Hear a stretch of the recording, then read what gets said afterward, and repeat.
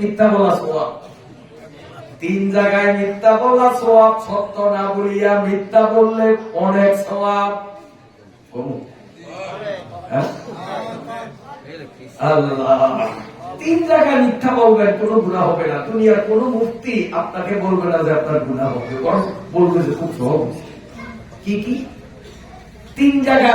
এক জায়গা হলো, যেমন আপনারা মনে করেন পটুয়াখালী কাফেরদের সাথে মুসলমানদের যুদ্ধ, আপনারা এখান থেকে 500 সৈনিক প্রস্তুতি নিছেন যে আপনারা পটুয়াখালী গিয়া কাফেরদের বিরুদ্ধে যুদ্ধ করবেন। এখন আপনারা এখান থেকে রওনা দিচ্ছেন, কেউ যদি বলেন আপনারা কোথায় যাবেন, সেখানে সত্য না বলিয়া মিথ্যা বলবেন যে বরগুনার দিকে যাবো। বরগুনা যাবো বলবেন না, তাহলে মিথ্যা হবে, ডাইরেক্ট মিথ্যা হয়ে যাবে। এই জন্য বলেন বরগুনার দিকে যাবো, মানে সুবেদকারী যাইতে হলে তো এখান দিয়ে একটু দক্ষিণ দিকে যাওয়া লাগে না? দক্ষিণ দিকে গিয়া তারপরে তো ব্রিজটা পূব দিকে যাওয়া লাগে, ঠিক না? তো প্রথম তো দক্ষিণ দিকে গেলেন, এখান থেকে বরগুনা কোন দিকে? তাহলে বরগুনার দিকে যাওয়া হইল না। কাজে আপনি এখানে ডাইরেক্ট পটুয়াখালী যাব না বলিয়া ঘুরাইয়া বলবেন বরগুনার দিকে যাব, এরপরে তো আপনি আপনার জায়গায় যাবেন। তার কারণ আপনি যদি এখানে সত্য কথাটাই বলে দেন যে আমি কাফেরদের বিরুদ্ধে যুদ্ধ করতে পটুয়াখালী যাব, দেয়ালেরও কান আছে, 1 কান 2 কান শুনতে শুনতে 1000 কান, এই খবরটা কাফেরদের কাছেও পৌঁছে যাবে। অতএব আপনাদেরকে পথের মধ্যেই প্রতিহত করার সম্ভাবনা থাকে। এই জন্য জিহাদের ময়দানে যাওয়ার সময় কৌশল করে মিথ্যার আশ্রয় নেওয়া সওয়াব, এতে ইসলামের উপকার হয়, ক্ষতি হয় না। 1 নম্বর।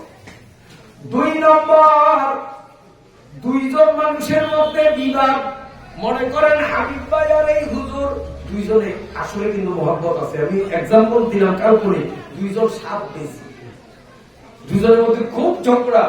ইনিও প্রস্তুতি নিতেছেন যে হাবিব সাহেবের দেখাই দেব, হাবিব সাহেবকে আমি এখানকার একজন প্রতিষ্ঠিত ব্যক্তি, আমার সাথেও চ্যালেঞ্জ করে ওরে পিছিয়ে বানাবো। 2 জন কিন্তু খুব উত্তেজিত, প্রস্তুতি নিতেছে। আমি নবী করি মাঝখান দিয়ে ঢুকে যদি ওনার গেয়ে নিলাম, হাবিব ভাই বিরুদ্ধে আপনি এই সেই করেন, এই সেই দিন হাবিব ভাইয়ের কাছে চা খাইলাম, আপনার যে প্রশংসা মিথ্যা মিথ্যা বয়ান একটা করিয়া দিলাম যে আপনার দিয়ে এই সেই প্রশংসা করে, বলে তো আমার কথাগুলি শুনিয়া ওনার মেজাজ গরম হবে না ঠান্ডা হবে? হাবিবের প্রতি উত্তেজিত হবে না তার রাগ প্রশমিত হবে? ঠান্ডা হবে। এরপরে হাবিব ভাইয়ের কাছে যদি বলে আপনি মানুষের বিরুদ্ধে এই সমস্ত কি করতে আছেন, আপনি জানেন আমি সেদিন ওই মিয়ার সাথে একসাথে দীর্ঘক্ষণ কথা বলছি, উনি দিয়ে আপনার জন্য পাগল, আপনার সাথে একসাথে আপনারে নিয়ে আপনার বাড়িতে দাওয়াত খাবে, আপনারে দাওয়াত দিয়া উনি বাড়িতে শীতকালে হাঁস খাবে, এই যে আমার সাথে সমস্ত কথা, তা মিথ্যা কথা। আসলে কিন্তু ওনার সাথে আমার দেখাই এনে বলেন তো, এই যে হাবিব ভাইরে ওনার পক্ষ থেকে আমি কথাগুলি মিথ্যা কথাগুলি শুনাইলাম, ওনার রাগ বাড়বে না কমবে? হ্যাঁ। এরপরে তো আমি চলিয়া গেলাম, উনিও সুবিদখালী বাজারে আসছে, আমির ভাইও আসছে, আমি নাই, কিন্তু উনিও দেখেই আগে আসসালাম আলাইকুম, আবু আসসালাম আলাইকুম গলা ধরিয়া একজন আরেকজনের চোখের পানি দিয়া জামা ভিজাইয়া কামে ভাই না বুঝিয়া অনেক চেতাচেতি করছি, আমারে আল্লাহর রাস্তায় মাফ কর, উনিও বলে আমারে আল্লাহর রাস্তায় মাফ করেন। কথা ঠিক না বেশি? 2 জন বিপদবান ব্যক্তির মধ্যে বিভেদ প্রশমিত করার জন্য, ঝগড়াঝাটি বন্ধ করার জন্য মিথ্যার আশ্রয় নিলে সওয়াব হয়, গুনাহ হয় না। এখানেও মিথ্যা বলা যায়। আর আছে কয়টা? এটা কমনা থাকবো, শুনবেন আসলেই আসল, মুরব্বীকে আসল, বাস্তবই আসল। সেটা হল আপনি মনে করেন আপনার স্ত্রীর জন্য একটা কাপড় নিলেন, শাড়ি কাপড়, আপনার স্ত্রীর জন্য কিনলেন কত? 550 টাকা। কথার কথা 550 টাকা। বাড়িতে নিয়ে যদি স্ত্রীরে বলেন 550 টাকা দিয়ে তোমার জন্য কাপড় আনছি, তখনই দেখবেন সাঁতার মুখটা এরকম একটা, এটা আপনারা কি করেন? বেশকি এরটা বেশকি দিয়ে সুবিদখালী বাজারে আর কাপড় তো চোখের নিচে পড়ে নাই। আমি কি খয়রাতির ভাই 550 টাকার কাপড় পরার আমি মানুষ?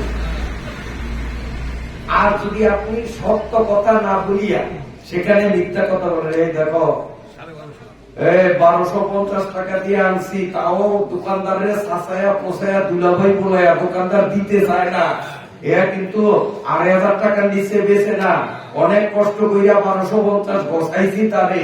এই দেখো সত্যটা মিথ্যা। এই মিথ্যা বললেই দেখবেন যে কাপড়টা বগলের নিচে নিয়ে এই ঘর সেই ঘর আসিয়ার মা বুঝান, তারপরে রহিমার মা খালা এই যা আছে সবাই দেখা, দেখো আমি এই পিসা করে তো তার বউরে এত দামি কাপড় দেয় না, একটু বুদ্ধি পাবে আমার জন্য কত দামি কাপড় আছে। বলেন তো স্বামী স্ত্রীর মধ্যে মহব্বত বাড়বে না কমবে? মহব্বত বাড়বে না কমবে? এখন বউরা পর্দার আড়ালে যারা শুনতেছে তো হুজুর ভালো বুদ্ধি একটু শিখেছে,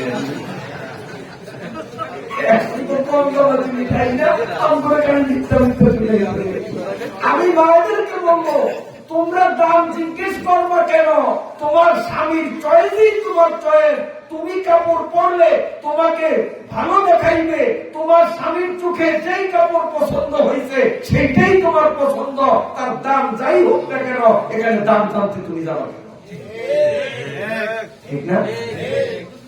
আল্লাহ, আমার আল্লাহ বলেন জাযাআম মির রাব্বিকা আতাআন হিসাবা। কষ্ট হয়নি আপনাদের? আয়াত 10টা, কিন্তু আয়াত হলো ক্যাপসুলের অর্ধেক, ছোট্ট ছোট্ট। এই 10টা আয়াত শোনাবো আপনাদের।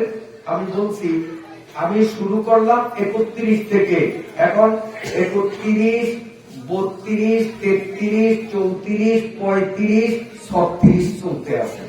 আয়াত বড়টা ছোট, 6 আয়াত কিন্তু পার হয়ে গেছে। আর আছে কয় আয়াত? 4টা। কাজে অনেকে হয়তো মনে মনে দুশ্চিন্তায় থাকতে পারেন, নবী আল্লাহ 10 আয়াতের তাফসীর, 10 আয়াতের 6 আয়াত লিখে দিয়েছে। আয়াত সব দূর ছোট ছোট। আসেন, আমার আল্লাহ বলেন জাযাআম মির রাব্বিকা আতাআন হিসাবা। আল্লাহ বলেন এই যে জান্নাতের যেই বয়ান তোমরা শুনলা, এগুলি তোমার প্রভুর পক্ষ থেকে বেহিসাব করলা।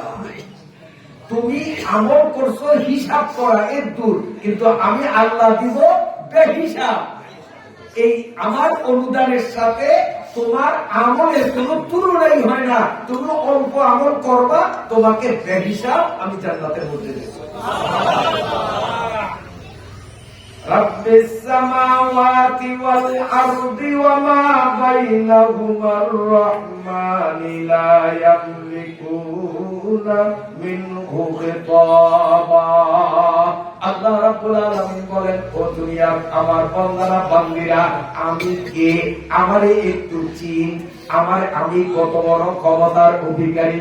আল্লাহ নিজের পরিচয় দিয়া বলেন রাব্বিস সামাওয়াতি ওয়াল আরদ, নবমণ্ডল ভূমণ্ডল এত উভয়ের মধ্যে যা কিছু রয়েছে সব কিছুর একচ্ছত্র মালিক হলাম আমি আল্লাহ। আমি সব কিছুর মালিক। লা ইয়ামলিকুনা মিনহু খিতাবা, আমি আল্লাহর সামনে চোখ তুলিয়া কথা বলার অধিকার কারো নাই। হাসরের মাঠে আমি যখন বিচার করব, তখন কেউ আমার সামনে আপত্তি করা, আমাকে এভাবে বাধাগ্রস্ত করা, আল্লাহ এটা করলেন কা, আল্লাহ মুখে মাফ করলেন কা, এরকম আমার সামনে কথা বলার অধিকার কারো নাই। আমি একচ্ছত্র অধিপতি। يوم يقوم الروح والملائكة صفا لا يتكلمون إلا من أذن له الرحمن وقال صوابا। سبحان الله। এই ওয়াজের মজলিসে থাকা অবস্থায় একবার সুবহানাল্লাহ যিনি বলবেন, আমল নামায় 49 কোটি সুবহানাল্লাহ লেখা হবে। যারা ওয়াজের ময়দানে আসে না, দোকানে রাস্তায় সুবহানাল্লাহ একবার বলবে, খাতায় একবারই সুবহানাল্লাহ লেখা হবে। আর ওয়াজের প্যান্ডেলের মধ্যে যারা আসলাম, মুখে একবার বলবো আমরা সুবহানাল্লাহ, খাতায় লেখা হবে 49 কোটি সুবহানাল্লাহ। আল্লাহ পাক বলেন ইয়াউমা ইয়াকুমুর রূহ, সেই দিন যেই দিন আমাকে কেউ চোখ তুলে বারণ করবে, কিছু বলবে, এই শক্তি থাকবে না। সেই দিনে দাঁড়াবে রূহ এবং ফেরেশতারা সারিবদ্ধভাবে। এগুলো আয়াতের শাব্দিক অর্থ। ইয়াউমা ইয়াকুমুর রূহু ওয়াল মালাইকাতু সাফফা, সেদিন রূহ এবং ফেরেশতারা কাতার দিয়ে দাঁড়াবে, সারিবদ্ধ হয়ে দাঁড়াবে। রূহ অর্থ কি? তাফসীরের কিতাবের মধ্যে রেখে রূহ আল্লাহ পাকের এমন একজন বৃহৎ আকৃতির ফেরেশতা, যেই ফেরেশতার বডির মধ্যে মুখের সংখ্যা হলো 70,000। ফেরেশতা একজন, মুখ কয়টা? প্রতিটা মুখের মধ্যে জিহ্বা হলো 70,000টা, এবং প্রতিটা জিহ্বায় 70,000 ভাষায় কথা বলার সক্ষমতা আছে। এই রূহ ফেরেশতা যার মুখের সংখ্যা 70,000, প্রতি মুখের 70,000 জিহ্বা, প্রতিটা জিহ্বা দিয়ে 70,000 ভাষায় কথা বলতে পারে।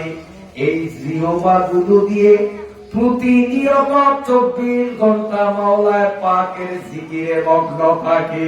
সুবহানাল্লাহ, সুবহানাল্লাহ, সুবহানাল্লাহ, সুবহানাল্লাহ, সুবহানাল্লাহ, সুবহানাল্লাহ, সুবহানাল্লাহ, সুবহানাল্লাহ, সুবহানাল্লাহ, সুবহানাল্লাহ, সুবহানাল্লাহ, আলহামদুলিল্লাহ, আলহামদুলিল্লাহ, আলহামদুলিল্লাহ, আলহামদুলিল্লাহ, আলহামদুলিল্লাহ, আলহামদুলিল্লাহ, আলহামদুলিল্লাহ, আল্লাহু আকবার, আল্লাহু আকবার, আল্লাহু আকবার, আল্লাহু আকবার, আল্লাহু আকবার, আল্লাহু আকবার।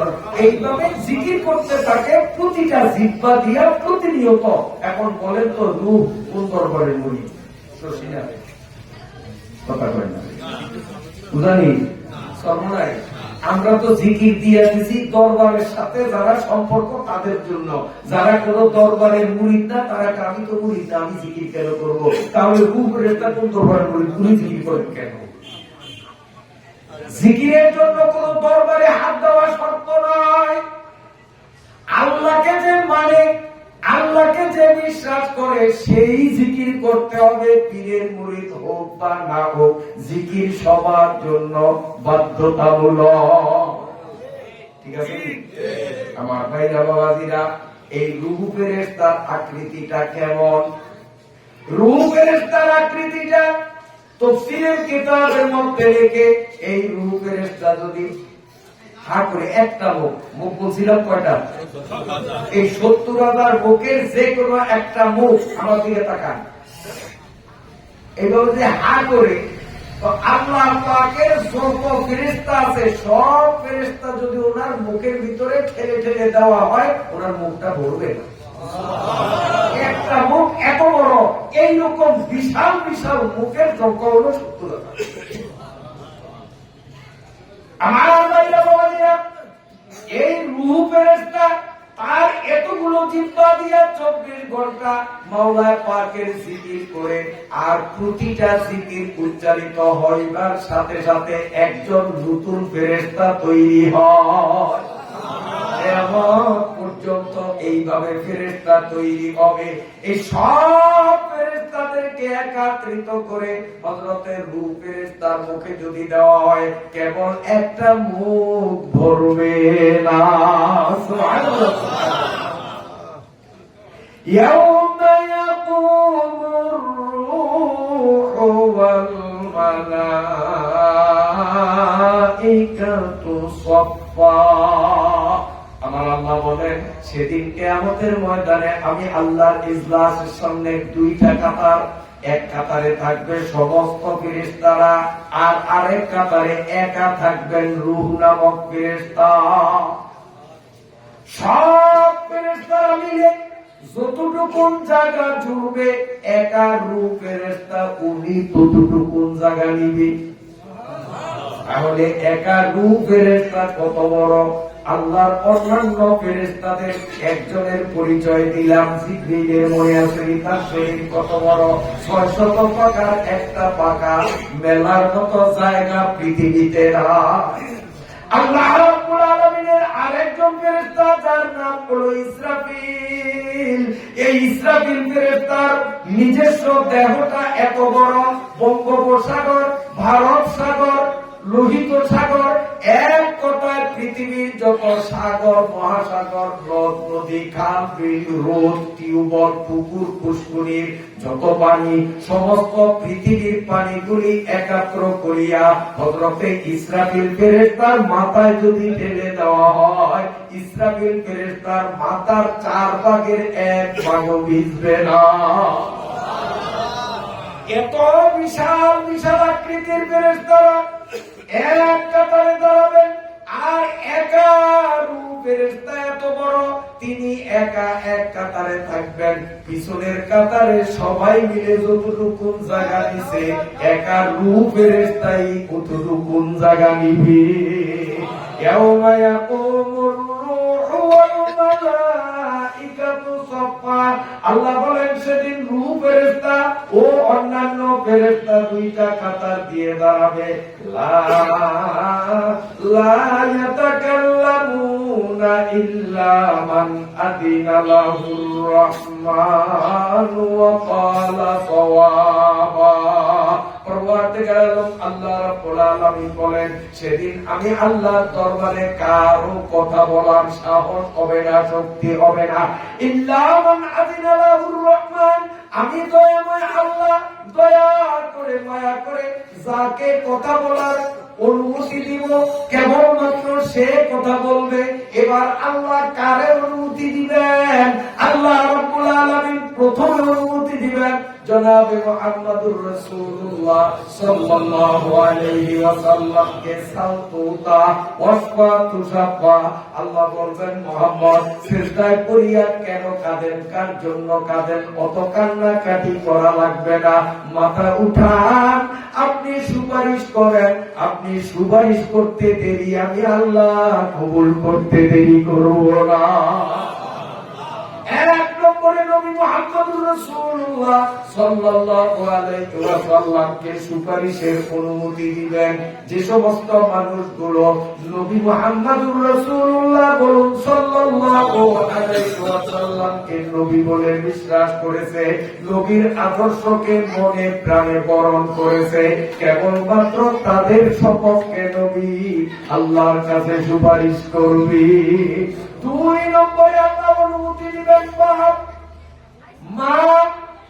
আল্লাহ রাব্বুল আলামিন পরওয়ারদিগার আলম সন্তানের মা বাবাকে অনুমতি দিবেন, এ মায়ের গোষ্ঠীরা, এ বাবার গোষ্ঠীরা, তোমাদের সন্তানগুলোর জন্য আমি আল্লাহর কাছে যদি সুপারিশ করো, তোমাদের সন্তানদের হাতে জাহান্নামের হেঙ্কাপ পরানো হইয়াছে, যদি তোমরা সন্তানের প্রতি দয়াদ্র হইয়া আমি আল্লাহর কাছে সুপারিশ করো, আমি সুপারিশ কবুল করব, মাফ করে দিব। লক্ষ লক্ষ মা, লক্ষ লক্ষ বাবা সন্তানের জন্য সুপারিশ করলে সঙ্গে সঙ্গে তাদের মুক্তির ঘোষণা হয়ে যাবে। এখন বলেন তো, মা আর বাবা কোন সন্তানের জন্য সুপারিশ করবে? যে মা বাবারে ভাত কাপড় দেয় নাই তার জন্য, যে মা বাবার সাথে অশালীন আচরণ করছে তার জন্য। এ সন্তানের গোষ্ঠীরা কিয়ামতের ময়দানে আল্লাহর ইজলাসে যদি গ্রেফতারি পরোয়ানা থেকে বাঁচতে চাও, মা বাবার সুপারিশের বিকল্প নাই। মা বাবার সুপারিশ পাইতে চাইলে এখন থেকেই মা বাবার সাথে আচরণ বিধি ঠিক করতে হবে, ঠিক কিনা? 3 নম্বরে আল্লাহ অনুমতি দিবেন সন্তানদেরকে। অনেক সন্তানরা জান্নাতের টিকিট পেয়ে যাবে, পক্ষান্তরে তাদের মা অথবা বাবা নিজের কৃত অপরাধের কারণে হাতে জাহান্নামের হেঙ্কাপ পরানো হবে। আল্লাহ রাব্বুল আলামিন সন্তানদের বলবেন, এ সন্তানের দল, ওই দেখ তোদের মা তোদের বাবার হাতে হেঙ্কাপ পরানো হইয়াছে, এক্ষুনি আমার ফেরেশতারা টানা হেঁচড়া করে জাহান্নামের মধ্যে নিক্ষেপ করবে।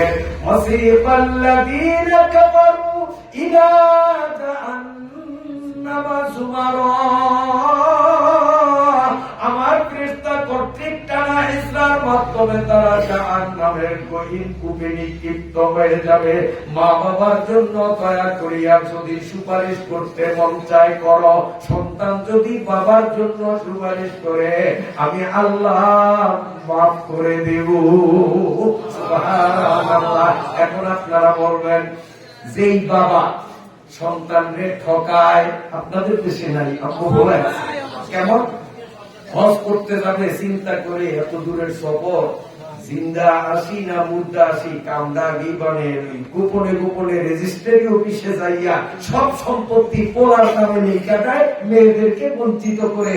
এমন দুষ্ট বাবা হয়তো আপনাদের তো হয়ে গেছে।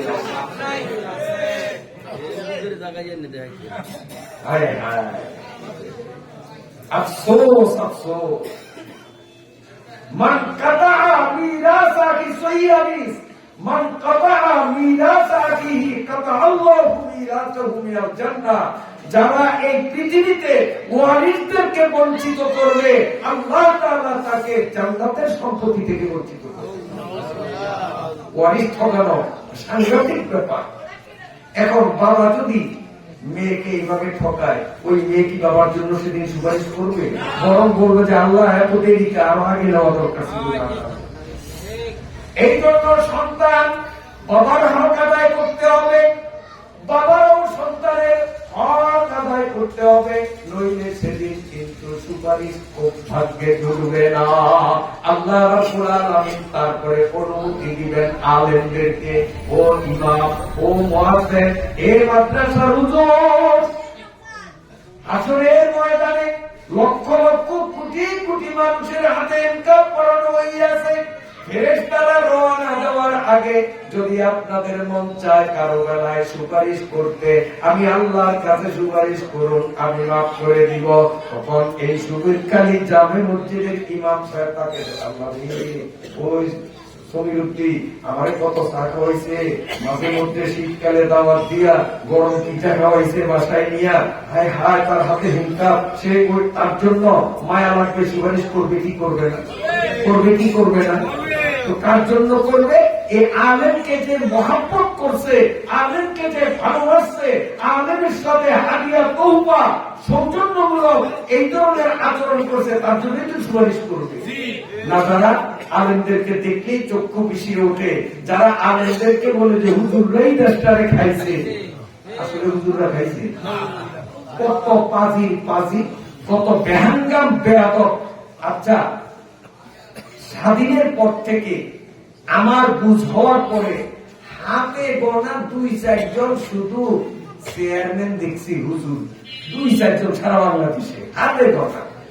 আর সব মেম্বার, চেয়ারম্যান, এমপি, মন্ত্রী, প্রধানমন্ত্রী সবই তো অহুজুর। সব অহুজুর। হুজুর হাতে গোনা কয়েকজন, সারা বাংলাদেশে 4-5 তাহলে হুজুররা খাইল কেমনে? হুজুররা তো খাওয়ার চান্সই পায় না। কথা বলছেন না? চান্স যদি পাইতো তাহলে সন্দেহ করতাম হুজুররা খাইবে যেই জায়গায়, ওই জায়গায় তো হুজুর করে পাঠাই নেই। আমরা আগে পাঠাই নাই একটা সুতা কি যে হুজুররা এত দল, কেউ এদিক টানে, কেউ ওদিক টানে, কেউ এদিক টানে। হুজুররা যদি এক হইতো তা আমরা এদিক সেদিক তাকাইতাম না, আমরা হুজুর খুব পিছিয়ে পিছিয়ে, এমন একটা কথা ছিল নি সমাজে। এইবার তারা কি বলবে? এবার হুজুররা এক হয়েছে না? না এক হয়েছে কি হয় না? এবার কি বলবে? এবার হুজুরদের পিছনে না আসিয়া অন্যদিকে যাইবে, সুতাটা কি দেখাইবে? আছে কোনো কথা? আছে কোনো কথা? এইবার আর কোনো কথা চলবে না। হুজুররা যখন এক হইয়া গেছে, ও হুজুররাও আমরা হুজুরদের পিছনেই থাকবো ইনশাআল্লাহ। ঠিক আছে তো? আল্লাহ কবুল করো। আমার ভাইরা বাবাদিরা, আল্লাহ রাব্বুল আলামিন আলেমদেরকে অনুমতি দিবেন সুপারিশ করার জন্য। আলেমরা সুপারিশ করিয়াও হাজার হাজার মানুষকে উদ্ধার করবে। কোরআনুল কারীমে আল্লাহ রাব্বুল আলামিন যে বলেছেন, ইয়াউমা ইয়াফিরুল মারউ মিন আখিহি ওয়া উম্মিহি ওয়া সাহিবাতিহি ওয়া বানিন ইলা আখিরিল আয়াত। যেই আয়াতের অর্থ তাফসীর আপনারা প্রায় শোনেন যে কিয়ামতের মাঠে বাপে পুত্রের পরিচয় দিবে না, পোলায় বাবারে পরিচয় দিবে না, ভাই ভাইরে পরিচয় দিবে না। শুনেন নাই ওয়াজ? এই ওয়াজটা কিন্তু মুসলমানদের বেলায় নয়। এই আয়াতটা আল্লাহ কাফেরদের সামনে নাযিল করেছেন। কাফেরদের মধ্যে বাপে পোলারে পরিচয় দিবে না। হাসরের ময়দানের বিভীষিকাময় পরিবেশে কাফের পোলায় কাফের বাবারে পরিচয় দিবে না। এই আয়াত মুসলমানের জন্য না, মুসলমানের জন্য হলো ইল্লা মান আযিনা লাহুর রহমান ওয়া ক্বালা সাওয়াবা। হাসরের ময়দানে কাফের পোলা কাফের বাবারে পরিচয় দিবে না, কাফের মা কাফের সন্তানদের পরিচয় দিবে না, কিন্তু ইমানদার সন্তান ইমানদার বাবার জন্য সুপারিশ করবে, ইমানদার বাবা ইমানদার সন্তানের জন্য সুপারিশ করবে। ইমাম মুয়াজ্জিন আলেম উলামা মুহাব্বতি মানুষের জন্য সুপারিশ করে অসংখ্য মানুষের জাহান্নাম থেকে জান্নাতে নিয়ে যাবে। এমনকি তাফসীরের কিতাবের মধ্যে লেখে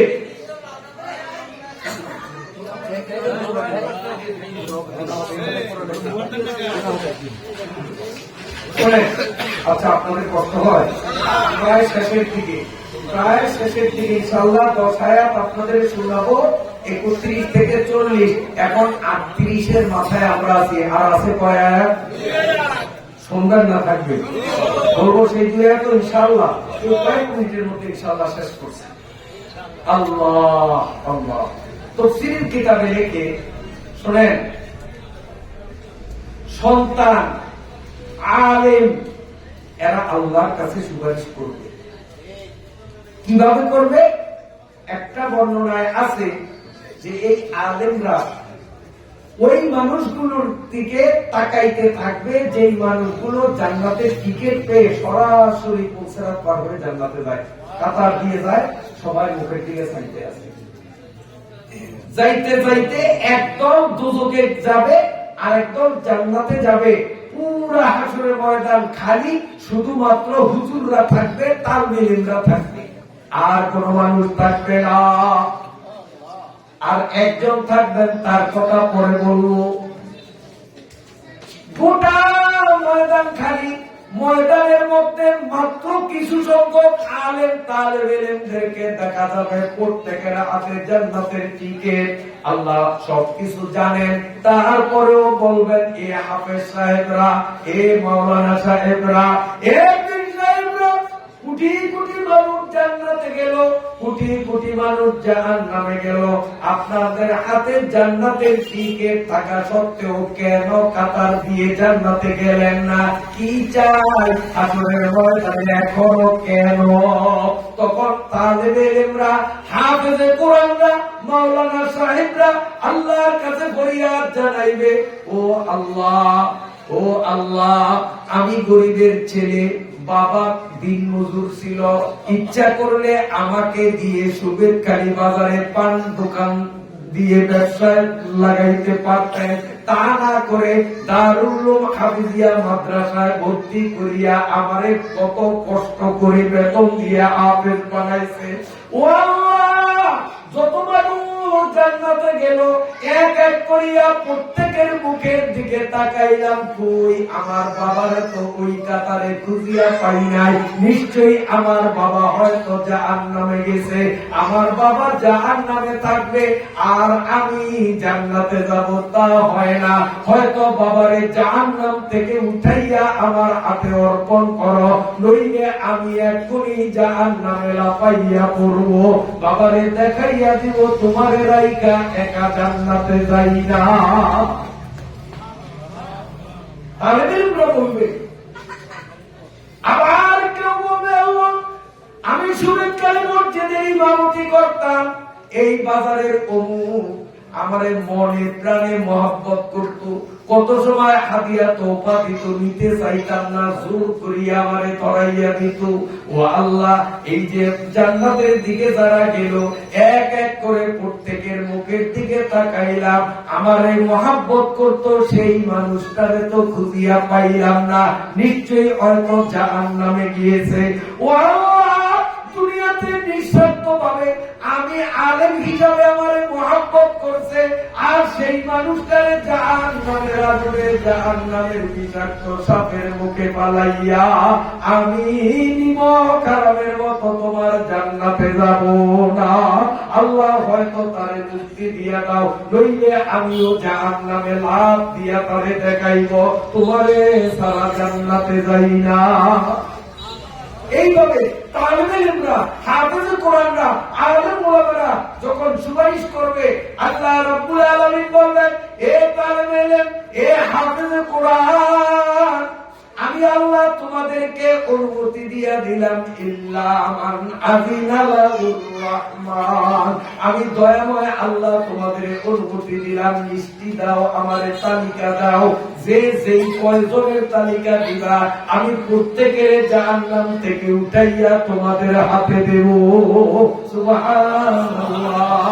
তখন হাফেজ, তালেবে ইলম আর আলেমরা একটা তালিকা দিবে, তালিকা দেওয়ার পরে আল্লাহ ফেরেশতাদের মাধ্যমে ওই মানুষগুলাকে জাহান্নাম থেকে উঠাইয়া হাসরের ময়দানে আলেমদের সামনে যখন দাঁড় করিবে, তখন ওই তালেবে ইলম, হাফেজে কোরআন, আলেমরা সিজদার মধ্যে পড়িয়া চিৎকার মারবে, ওগো আল্লাহ, তোমার ফেরেশতারা ভুল করেছে, কই আমার বাবারে তো আনে নাই, কারে আনছে আমি তারে চিনি না।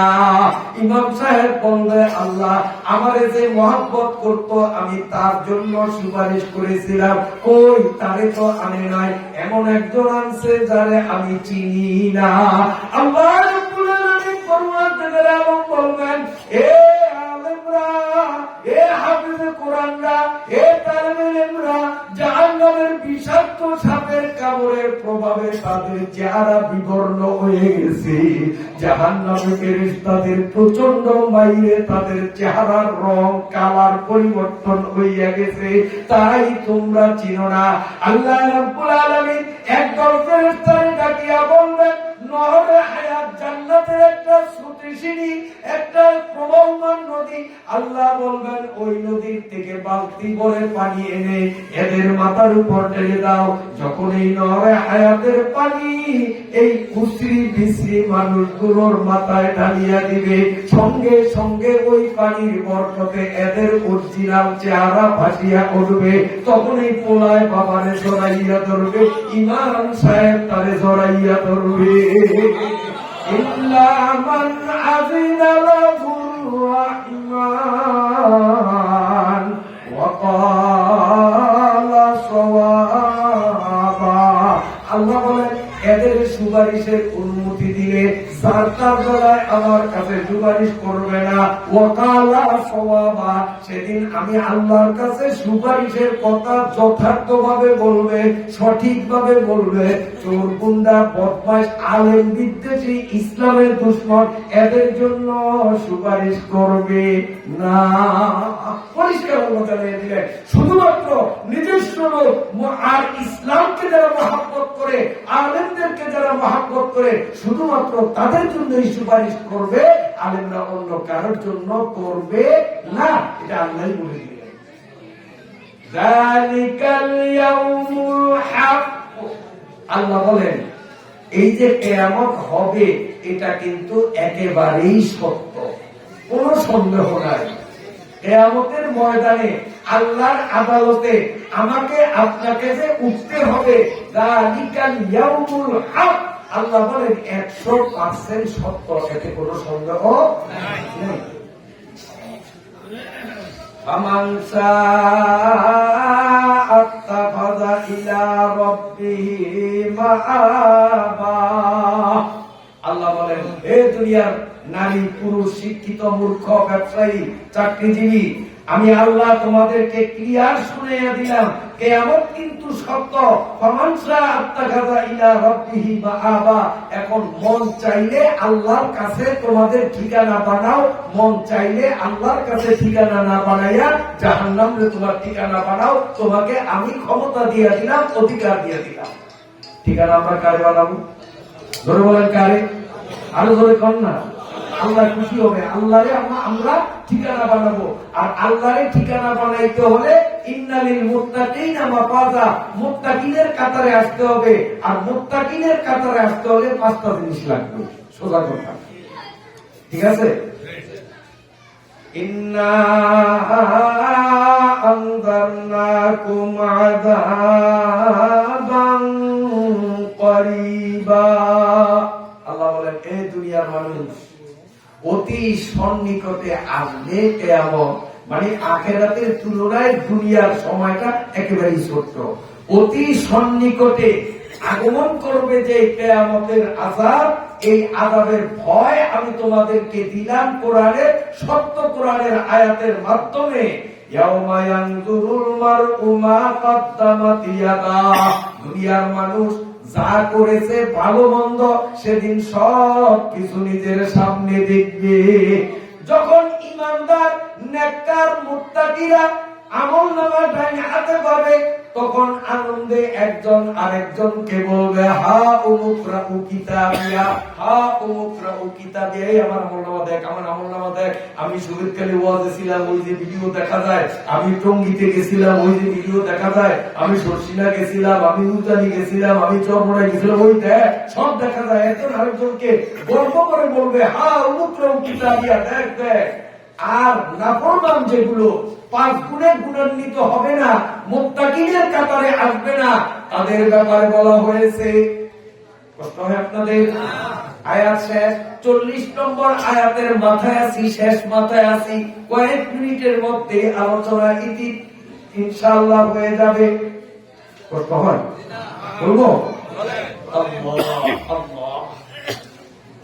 হাসরের মাঠে যে মানুষগুলো এই সহজ 5টা কাজ করলো না, নিজের মুত্তাকি বানালো না, পাপী হয়ে দাগী হয়ে হাসরের মাঠে উঠবে। আল্লাহ তাআলা জাহান্নামে নিয়োজিত জুবানিয়া ফেরেশতা, তাদের মধ্যে দয়া মায়ার লেশ মাত্র নাই। এই পাষাণ হৃদয়ের জুবানিয়া ফেরেশতাদেরকে আল্লাহ বলবেন, এ আসামি কয়টা গন্ত? তো ফেরেশতারা গুনবে, আল্লাহ এতটা। তাড়াতাড়ি জাহান্নামে যা, জাহান্নামের জ্বলন্ত আগুনের তৈরি ছুরি নিয়ে আয় ততটা। আসামির সংখ্যা যত, ফেরেশতারা জাহান্নাম থেকে এমন ছুরি নিয়ে আসবে যেই ছুরিগুলোর মধ্যে ধাউ ধাউ ধাউ ধাউ করে জাহান্নামের লেলিহান অগ্নি সুখা দেখতে পাওয়া যাবে। আল্লাহ রাব্বুল আলামিনের নির্দেশে ওই ফেরেশতারা এই পাপীগুলোর কণ্ঠনালীর গোড়ায় আমার দিকে তাকান। কণ্ঠনালীর গোড়ায় সদরে যখন আঙুলের ছুরি বসাইয়া দিই, ছুরির মাথাটা পিছনের দিক থেকে বের হয়ে যাবে, পুরা বডিটা ছিদ্র হয়েছে। পিঠের দিক থেকে যখন ছুরি বের হয়ে যাবে, আল্লাহ বলবেন, নিচের দিকে ছুরি চাপতে চাপতে নাভি পর্যন্ত নাও। এই জ্বলন্ত আগুনের ছুরি বের তারা চাপতে চাপতে নাভি পর্যন্ত নিয়ে বুক পিঠ সহ শরীরটাকে 2 ভাগ করিয়ে দিবে। নাফরমান কোন চিৎকার করতে থাকবে, গুনাহগার বলাবে, গার খোদা করবো, गुनाहगार बुलावेगा खुदा को, जवाब आपने नहीं देगा खुलू को।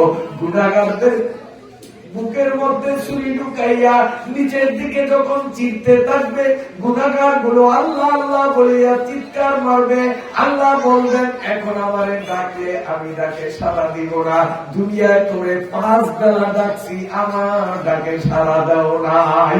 কাযালিকাল ইয়াউমা তুনসা কাযালিকা আতাতুকা আয়াতুনা ফানাসিতাহা ফাকাযালিকাল ইয়াউমা তুনসা। আল্লাহ বলবেন দুনিয়ায় আমি ডাকছি, ডাকে সাড়া দাও নাই, আজকে যত ডাকো আমিও সাড়া দেব না।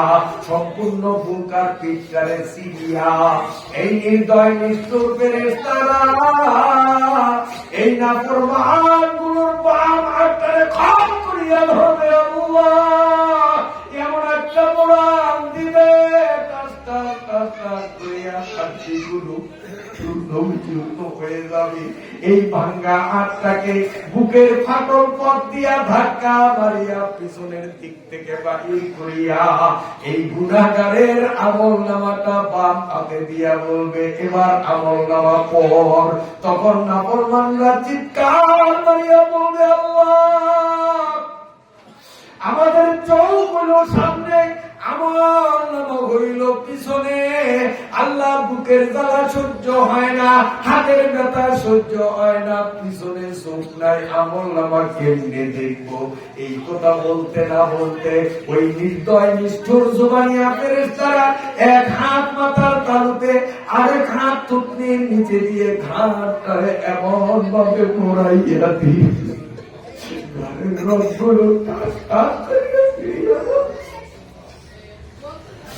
আল্লাহ আল্লাহ কল্লাটারে পিছনের দিকে মোড়াইয়া দিবে।